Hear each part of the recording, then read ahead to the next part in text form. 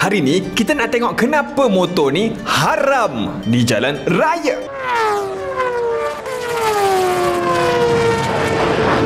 Kebiasaannya, motor yang tidak sah di atas jalan raya adalah motor yang sudah pun dimodifikasi. Boleh jadi sebab exhaust, boleh jadi sebab tak ada road tag. Tapi kali ni, motor ni tak sah daripada pengilang pun lagi. Hari ni kita nak tengok kisah motor berkenaan Kawasaki H2R.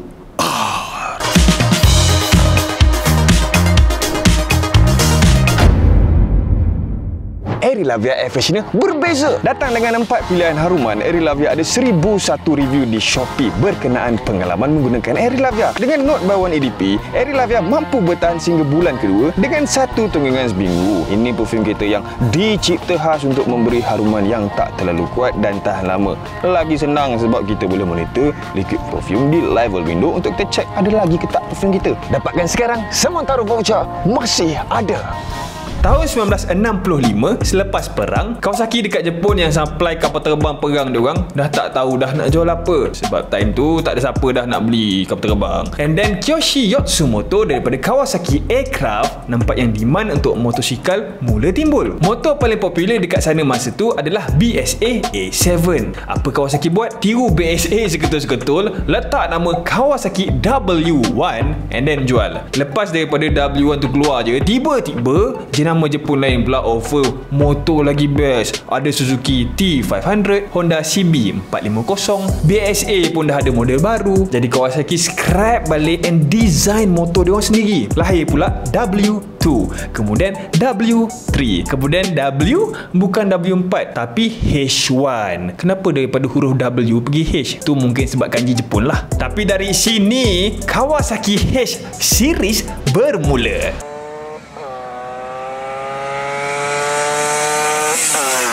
Kawasaki H1 ataupun panggilan Mark III adalah motor dengan 3 silinder 2-stroke 499cc bersama 5-speed manual. Dan enjin jenis ni cukup maju untuk zaman dia. Dan H-Series lah antara sejarah terawal Kawasaki di dalam dunia perlumbaan. Tahun 1970, dalam 500cc World Champion, MV Agusta ada kemenangan yang dominan dalam seluruh season. Tak ada siapa boleh catch up dengan MV Agusta masa tu. Termasuklah Kawasaki. 500cc kategori masa tu adalah 1000cc punya kategori hari ni lah. So apa Kawasaki buat? Kawasaki diorang simpan dendam.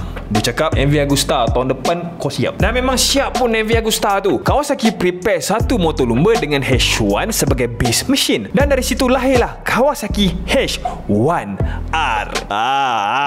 Setahun lepas tu Dave Simon dengan Kawasaki H1R memenangi event 500cc dengan poin yang tipis daripada MV Agusta. Tapi menang tetap menang. Dan inilah kemenangan pertama untuk Kawasaki dekat dalam kategori 500cc. Namun Kawasaki H1 tu sendiri daripada jurnalis at that time inform yang motosikal pada masa itu pun standardnya pelik kerana gearbox feel yang tidak mencengkam, cara pertukaran gear yang tidak sama macam motor lain dan handling yang tak mudah seperti motor lain even pada masa tu. Maka dengan itu tahun 1975 H1 diberhentikan pengeluaran dan next model untuk successor dia pula adalah Z series, dari W kepada H kepada Z. Sebab kanji Jepun kot. H series ada sejarah seawal pertubuhan Kawasaki motor lagi. Jadi bila ada projek baru yang berkaitan dengan kelajuan dicadangkan, Kawasaki fikir, apa kata kita gunakan nama H balik untuk meneruskan legasi kemenangan mereka yang pertama. Bila nama H1 dah pakai, diorang guna nama apa?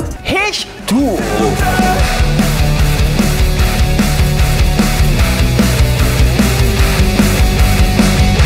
Kawasaki dikilangkan oleh Kawasaki Heavy Industries. Dan kalau korang rasa Kawa buat motor je, kepadamu. Kereta api Kawasaki ada buat, helikopter Kawa buat, kapal terbang pun Kawa ada buat. Boeing 777 tak akan wujud tanpa joint venture Kawasaki. Dan sebab tu motor Kawasaki macam nak terbang. Kawasaki H2R dari reka bentuk dia bukan berbentuk tipikal. Dia ni macam datang daripada salah silah keluarga jet pejuang sana tu. Daripada bentuk fairing depan, rupanya dah macam F117. Dan bentuk side mirror pun ada dua fungsi untuk bantuan aerodinamik ni pun macam jet pejuang. Dan pada fairing CC, H2R dipasangkan side winglet untuk aerodynamic advantage. Betapa hebatnya side winglet ni, MotoGP tiru konsep ni setahun selepas H2R dilancarkan. H2R pula yang bagi impact dekat MotoGP. Dia dah jadi terbalik tau, sebab perkara yang patut berlaku adalah teknologi F1 dan MotoGP diaplikasi di dalam kereta dan motor production. Tapi nampak gaya H2R lagi high tech untuk masa dia. Satu lagi ciri-ciri pelik H2R adalah pada bahagian fairing bawah yang tiada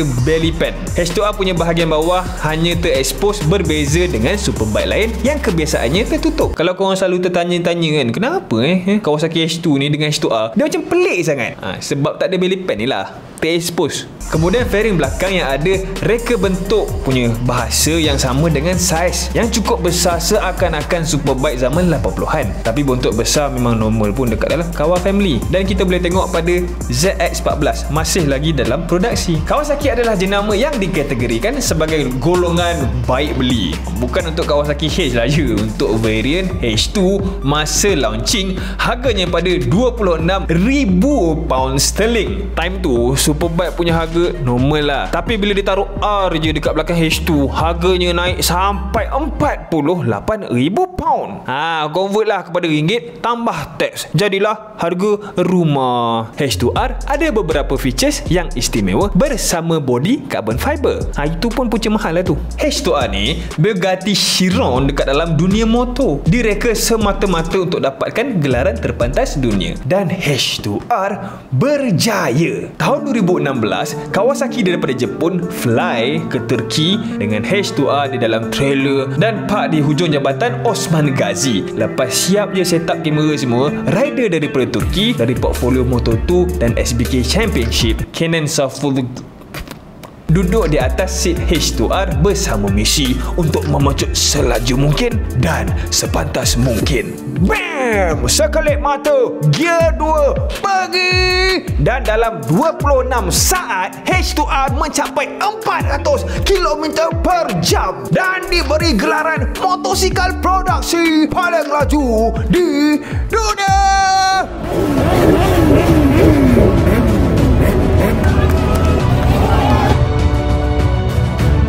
Untuk letakkan perspektif dekat korang, MotoGP paling laju adalah 363.6 km per jam pada tahun 2022 oleh Jorge Martin dekat Mugello. Still tak boleh beat RS 150 saja kan. 26 second tu boleh pergi dari rumah ke depan rumah je.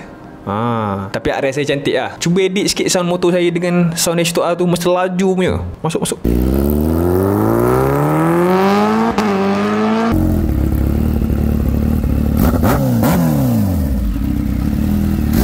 Enjinnya adalah enjin 4 silinder inline 998cc dengan cooling yang mempunyai kuasa maksimum 310 kuasa kuda pada 14,000 rpm dengan berat 216 kg. 310 horsepower, angka yang agak tinggi untuk sebuah motor 1000cc. MotoGP pun produce 250cc je kot. Tapi kita backup lah MotoGP sikit. Walaupun angka yang hebat pada H2R, MotoGP bukan dicipta semata-mata untuk jalan yang lurus, dan MotoGP ada regulasi dan undang-undang yang diorang kena follow untuk create mesin tersebut. Dan H2R pula, kelajuan yang hakiki itu adalah daripada rahsia kecil yang diletakkan dekat tepi enjin dia. Supercharger!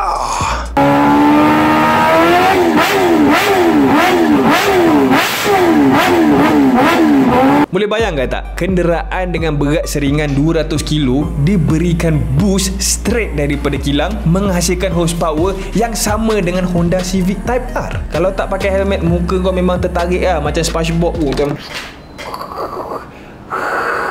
Now, why haram? Adakah H2R ni seat dia kulit babi? Boleh jadi. Tapi tidak. H2R untuk mencapai kelajuan 1/3 kelajuan bunyi, Kawasaki kena korbankan sesuatu yang kita panggil undang-undang kerajaan. Pernah dengar? H2R tiada equipment asas seperti lampu, signal, side mirror. Kemudian H2R juga tidak melepasi standard emission dan juga bunyi. Sementara street limit untuk sebuah kenderaan pada 82 desibel sahaja, H2R menghasilkan 130 desibel bunyi straight daripada kilang. Dan H2R juga tiada catalytic converter untuk menapis partikel yang toksik.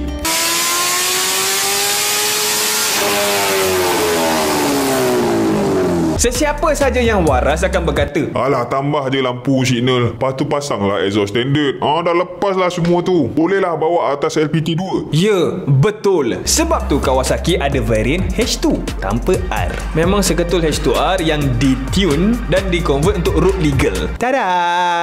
Bercakap pasal motor yang tidak sah di jalan raya, pastinya H2R bukan satu-satunya motor yang ada. Ketidaksahihan tersebut ada juga yang bukan kerana motor yang laju. Kita ada banyak supermotor yang tak ada legal equipment macam Husqvarna 450 FS. Kemudian ada mini bike yang nampak macam Honda Grom 125 tapi masih lagi tiada equipment sah. Benda-benda ni buatkan motosikal ini tidak boleh melalui pelepasan JPJ dan dijual untuk pemanduan jalan raya. Ada lagi tak motor macam ni yang lalu dekat fikiran korang tu? Sup.